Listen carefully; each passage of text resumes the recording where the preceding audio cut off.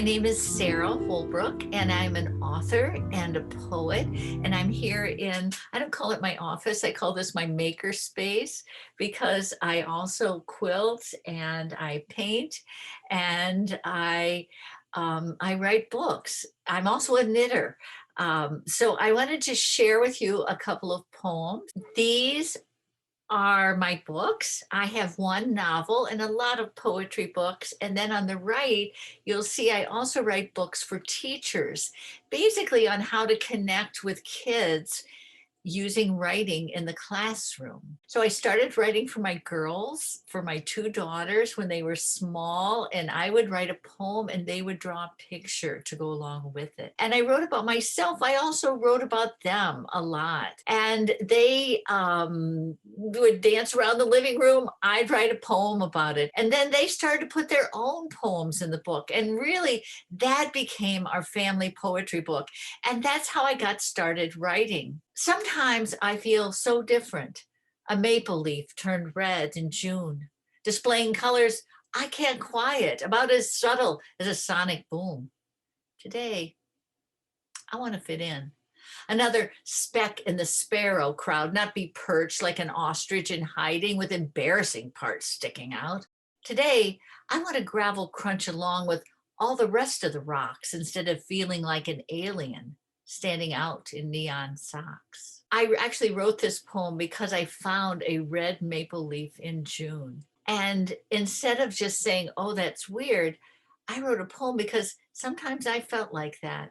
Do you ever feel like that? Like you're just different from everybody else? Well, I'd probably be more popular if I were always sweet. No more moody roller coasters. I'd be up and not offbeat. Considerate of others, I'd be icing on their cakes, a selfless, sugary confection produced for all their sakes. I could be a hot fudge sundae and wear a cherry for a crown. Folks would gather with their spoons and I'd be nowhere to be found. I think that these two poems kind of say what a lot of my poetry is about because part of me always wanted to fit in, but also part of me wanted to be my own person, whether that made me popular or not.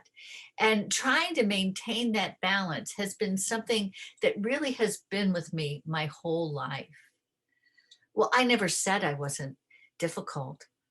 I mostly want my way. Sometimes I talk back or pout and don't have much to say. I've been known to yell, so what? When I'm stepping out of bounds, I want you there for me, and yet I don't want you around.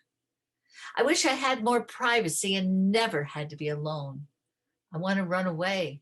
I'm scared to leave my home.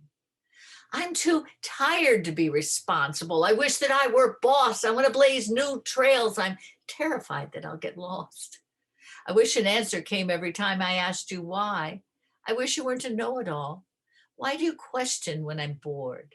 I won't be cross-examined. I hate to be ignored. I know. I shuffle messages like cards, some to show and some to hide. But if you think I'm hard to live with, you should try me on inside. I guess my message in Women's History Month is stay a little difficult. Find your own way. Be a little less worried about being popular than really being your own person. This is me without my COVID hair. You can contact me at my website, sarahholbrook.com, or my business website, outspokenlit.com. And it's just really nice to be with you today. Thank you.